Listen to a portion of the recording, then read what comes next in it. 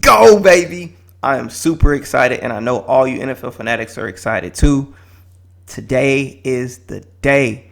Week 1 kicks off tonight, Thursday night football. We got the Houston Texans going up against the Kansas City Chiefs at Arrowhead Stadium in my hometown of Kansas City. I love my city, man, but I just can't be a Chiefs fan. But let us talk about this matchup. Houston Texans losing 3 straight opening week games. So we're going to talk about their weaknesses and their strengths. So with the Texans, okay, that secondary, that whole defense is horrible. They started out with a new defensive coordinator. Romeo Crennel moved up to the assistant head coach. We got assistant defensive coordinator is Anthony Weaver. I don't know too much about Anthony Weaver or what he brings to the table, but I am interested in seeing what he's going to do with the defense that finished 28th, 25th against the run, and 29th against the pass. And you're going to go against Patrick Mahomes and the Legion of Zoom? Like, that is going to be insane, you guys. Like, if I'm the Texans, I'm throwing out all the stops, pulling out all the tricks, because you are going to get demolished in front of everyone. And it's going to be bad, baby. But let's talk about their strengths. So, anybody who's been tuning into my channel knows I have been on the fire Bill O'Brien tip for a minute now. And I'm still on it. Because you traded D-Hop for a second-round pick.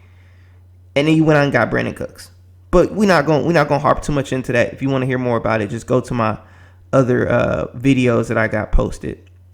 So they went out. I think they're trying to do their own bootleg version of Legion of Zoom. And this Legion of Zoom that they put together, majority of those pieces have not seen a full 16 games. I.e. Brandon Cooks, Will Fuller, Randall Cobb. It's a great mashup of talent if it can stay healthy. Oh, I can't forget Kenny Stills. I'm sorry. It's a great mashup of talent if they could just stay healthy. The best ability is availability. And that's something that this wide receiver core is going to have to show. Then we got the man himself, Mr. Highlight, Deshaun Watson. Deshaun Watson is always prime time, baby. When he's playing on national television, you could expect to see something spectacular. And I expect to see that today. So they're wasting his talent. So I'm not going to lie. He agreed to an extension, and I'm happy for his extension. But they need to fire Bill O'Brien and get someone else in there, because he did a lot of bonehead moves I don't agree with, mortgage their future, and I'm scared he's going to do it again.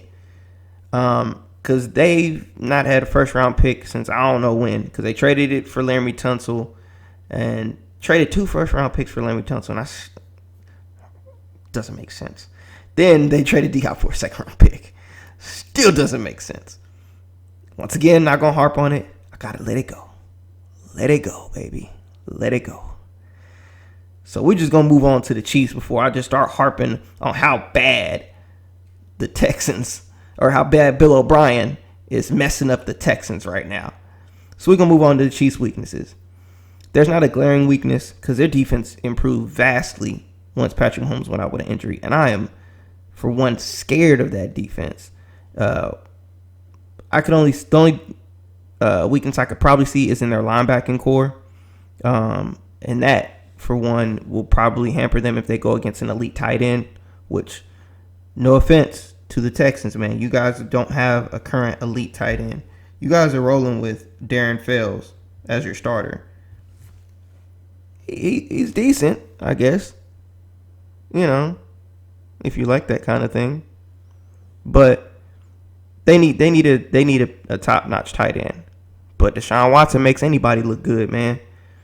So they're gonna need that linebacking core to stand up and, you know, put their foot down and not allow Deshaun Watson to get outside the pocket and, you know, scramble for some yards.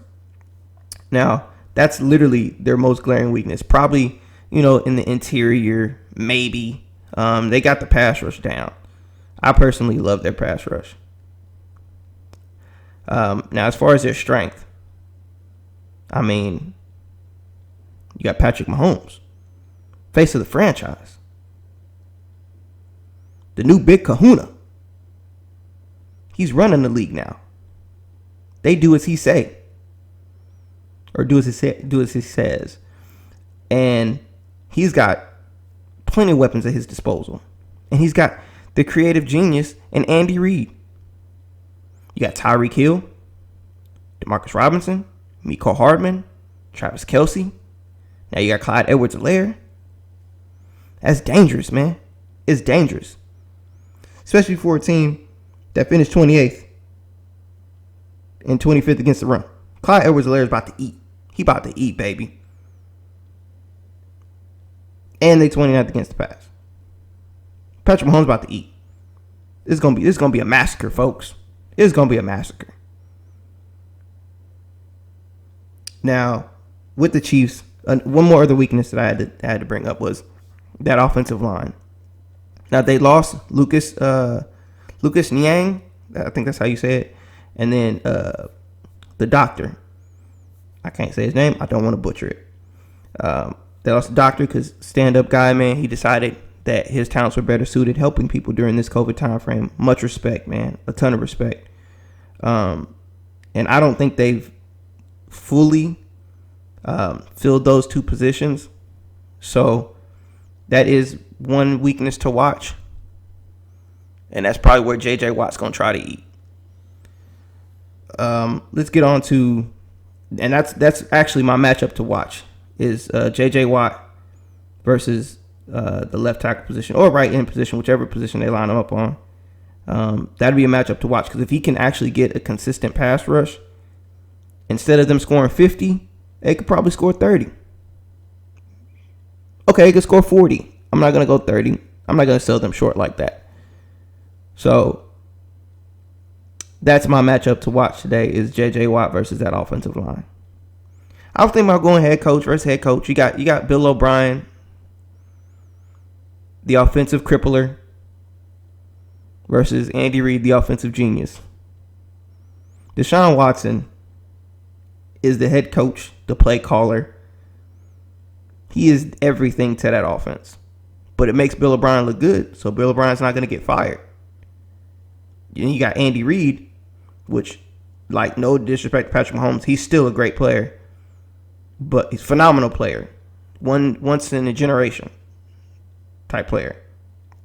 But you give him any other quarterback, and he'll at least get you to the AFC Championship game.